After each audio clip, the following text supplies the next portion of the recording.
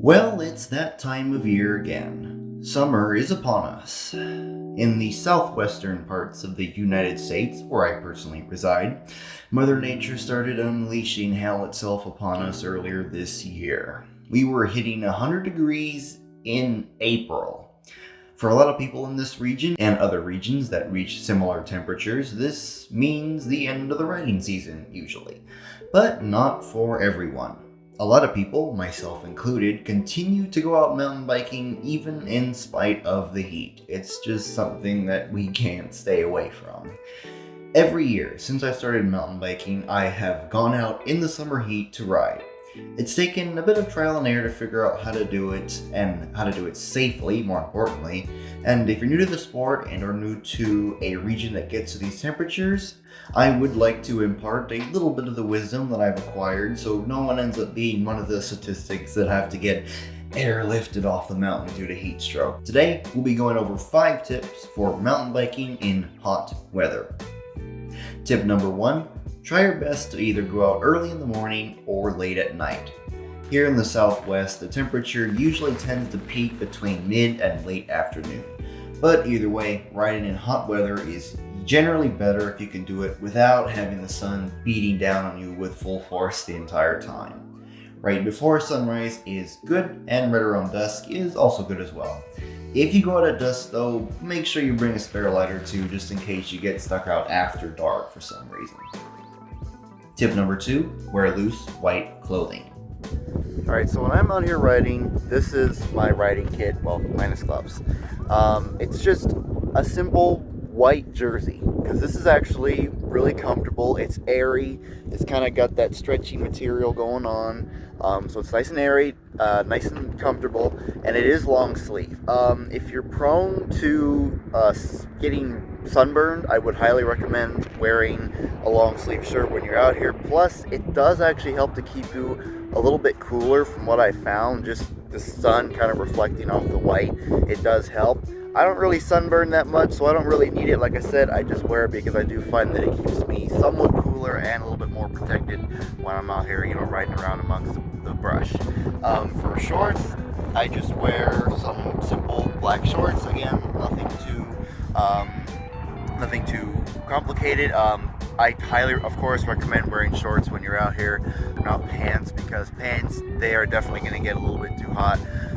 I've never really felt too much of a difference between wearing black shorts and like more lightly colored white shorts. I don't think that's really too much of a problem. Just kind of stick to just any kind of really airy shorts. And of course, do wear your protection, your helmet. I'd actually recommend a white helmet over a black helmet, just to keep your head a little bit cooler. I don't follow my own advice there, but yeah, when I do get a new helmet, it's probably going to be white, just to kind of help with that situation a little bit more. So yeah. Tip number 3, ice water. Ice water is a literal lifesaver. Before, when I used to go on longer rides deeper into larger trail systems, I would always put ice water into my hydration pack and fill it to the max. Now, I'm a pretty large guy and I always drink a lot of water. I never want to get dehydrated, especially when I'm out in the heat doing any sort of physical activities. Now, this number will vary a bit depending on how much water you generally intake when you're out doing physical activities in the heat. But for me personally, I always average about an hour and a half worth of water with a 50-ounce hydration pack in these temperatures.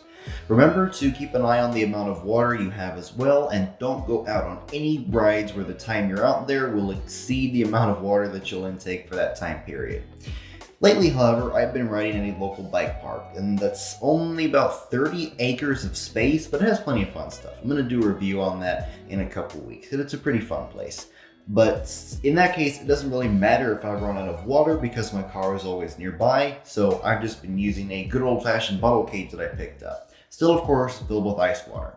The ice doesn't really last that long, but again, I keep my rides pretty short in a small park, which is close to my car the entire time, so I don't really have to ever worry about any problems there. Which brings me to tip number 4. Keep your rides short. In general, when the temperatures are soaring past 100 degrees, I've found that an hour is pretty much the absolute max I can go out without getting to the point where I feel like okay, I'm almost on the verge of getting heat stroke, this could be dangerous. And past 110, I would just straight up recommend that you just wait it out. Wait till dusk or just wait till the next morning to go riding. I have done that a few times actually, but keep in mind, I've lived in the desert all my life. I'm pretty accustomed to the heat. Plus, I keep myself in pretty good shape. And even in spite of that, every time I've gone riding past 110 degrees, it's too hot to even enjoy the ride. The moment you start, you're already hating it, especially if there's climbing. But as long as the temperatures aren't quite that extreme, you can still go out and have some fun without too much danger. Again, just keep your ride short. An hour or shorter is a good target. Tip number 5, don't push yourself. There were so many times I would go out in the 100-degree weather and ride the trails like I was racing. I would get completely exhausted after 20 minutes, go through most of my water, and generally just feel hot and crappy for the rest of the ride. Don't do that. Pace yourself.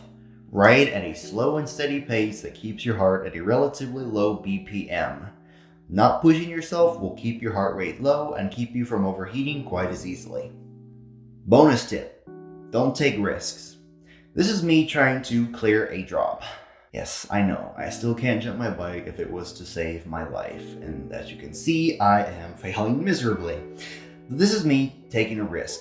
I'm trying something that's outside of my usual comfort zone that I'm not really good at doing.